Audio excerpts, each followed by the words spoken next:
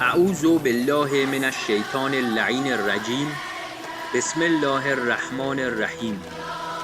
اگه فرزند یا مادرت زبانم لال سرطان داشته باشه، دوست داری اون مداوا بشه یا مشکلات خودت حل بشه؟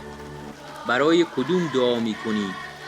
اصلا مشکلات خودت به چشمت میاد؟ حالا اگه مشکلی در عالم باشه که با حل شدنش تمام مشکلات مردم جهان حل بشه چی؟ برای حل بزرگترین مشکل جهان دعا میکنی یا برای حل مشکلات خودت یا دیگران؟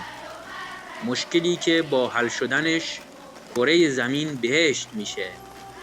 بله، درست حدس زدی.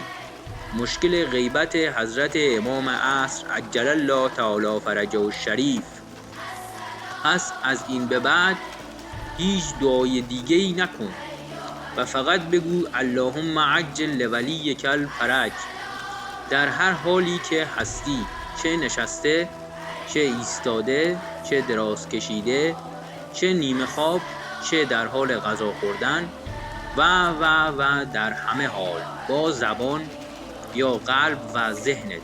زیرا حضرت امام عصر عجل الله تعالی فرجه الشریف فرمودند اکثر الدعاء به تعجیل الفرج فإن ذلک فرجکم. برای تعجیل فرج بسیار دعا کنید، زیرا همین موجب فرج و گشایش شماست.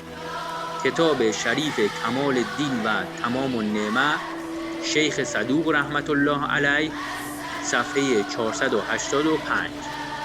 و یگانه مدافع واقعی امام عصر عجل الله تعالی فرجه الشریف یعنی علامه الله یاری رو هم کمک کن با مال و تبلیغ و دعا.